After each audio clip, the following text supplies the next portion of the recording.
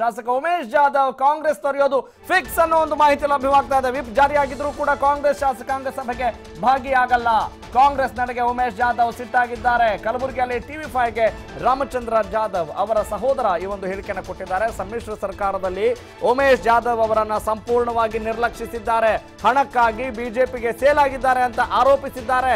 ಕಾಂಗ್ರೆಸ್ ಕಾರ್ಯಕರ್ತರು ಮನೆ ಬಳಿ ಬಂದು ಅವಮಾನ ಮಾಡಿದ್ದಾರೆ. ಹೀಗಾಗಿ ಉಮೇಶ್ ಜಾಧವ್ ಕಾಂಗ್ರೆಸ್ ವಿರುದ್ಧ ಆಕ್ರೋಶಗೊಂಡಿದ್ದಾರೆ. ಉಮೇಶ್ ಜಾಧವ್ ಸಹೋದರ ರಾಮಚಂದ್ರ ಜಾಧವ್ ಈ ಒಂದು ಹೇಳಿಕೆಯನ್ನ ಕೊಟ್ಟಿದ್ದಾರೆ. ವೀಕ್ಷಕರೇ, ಈಗಾಗಲೇ ಆಪರೇಷನ್ ಕಮಲ ಎನ್ನುವ ಆರೋಪವನ್ನು ಎದುರಿಸ್ತಾ ಇರುವಂತಹ ಭಾರತೀಯ ಜನತಾ ಪಕ್ಷದ ನಾಯಕರು ಒಂದು ಕಡೆ, ಇನ್ನೊಂದು ಕಡೆ ಆ ಆಪರೇಷನ್ಗೆ ಒಳಗಾಗ್ತಾರೆ ಅನ್ನುವ ಆರೋಪವನ್ನು ಎದುರಿಸ್ತಾ ಇರುವಂತಹ ಕೆಲ ಅತೃಪ್ತ ಕೈ ಶಾಸಕರು. ಎಸ್, ಇಂಥ ಸಂದರ್ಭದಲ್ಲಿ ಕಳೆದ ಕೆಲ ದಿನಗಳಿಂದ ನಡೀತಾ ಇರುವಂತಹ ನಾಟಕೀಯ ಬೆಳವಣಿಗೆಗಳನ್ನು ಗಮನಿಸಿದಾಗ ಸಹಜವಾಗಿ ಕಾಂಗ್ರೆಸ್ ಕಾರ್ಯಕರ್ತರು ಅವರ ಕಾಂಗ್ರೆಸ್ ಅತೃಪ್ತ ಶಾಸಕರ ಮನೆ ಮುಂದೆ ಪ್ರತಿಭಟನೆಯನ್ನ ಮಾಡಿದ್ದನ್ನು ನಾವು ಇಲ್ಲಿ ನೋಡಬಹುದು. ಉಮೇಶ್ ಜಾಧವ್ ಅವರ ಮನೆಯ ಸುತ್ತ ಕೂಡ ಕಾಂಗ್ರೆಸ್ ಕಾರ್ಯಕರ್ತರು ಪ್ರತಿಭಟನೆ ಮಾಡಿದರು. ಹೀಗಾಗಿ ಇದನ್ನೇ ನೆಪವನ್ನಾಗಿರಿಸಿಕೊಂಡು ಅವರ ಸಹೋದರ ಚಿಂಚೋಳಿ ಶಾಸಕ ಉಮೇಶ್ ಜಾಧವ್ ಅವರ ಸಹೋದರ ರಾಮಚಂದ್ರ ಜಾಧವ್ ಈಗ ಹೇಳಿದ್ದಾರೆ, ಕಾಂಗ್ರೆಸ್ನಲ್ಲಿ ಅವರನ್ನು ಸಂಪೂರ್ಣವಾಗಿ ಕಡೆಗಣಿಸಲಾಗಿದೆ ಅನ್ನೋ ಮಾತುಗಳನ್ನು ಆಡ್ತಾ ಇದ್ದಾರೆ. ಆದರೆ ಇದು ಕೇವಲ ನೆಪವ ಅಥವಾ ಅವರ ಮನದಾಳದ ಮಾತುಗಳ ಅನ್ನೋದನ್ನ ಕೂಡ ನಾವು ಅನಲೈಸ್ ಮಾಡಬೇಕಾಗಿದೆ.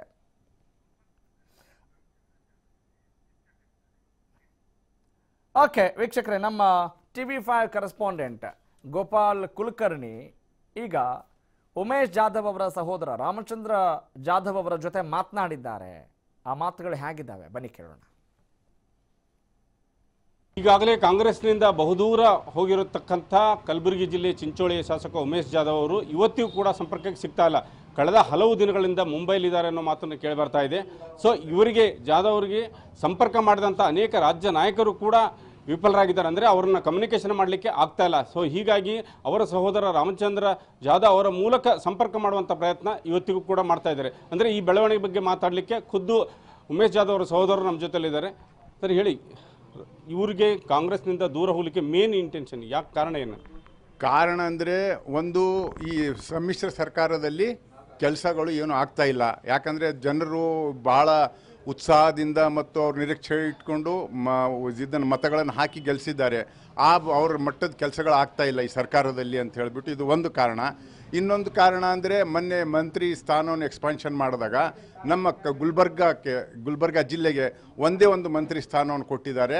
ಅದು ಮಂತ್ರಿ ಸ್ಥಾನವನ್ನು ಪಕ್ಕದ ಜಿಲ್ಲೆಗಳಲ್ಲಿ 2-3 ಮಂತ್ರಿ ಸ್ಥಾನಗಳನ್ನು ಕೊಟ್ಟಿದ್ದಾರೆ. ಮತ್ತು ಇವರು ಇದು ಇಷ್ಟೆಲ್ಲ ಮಾಡಿದ್ರು ಇದೊಂದು.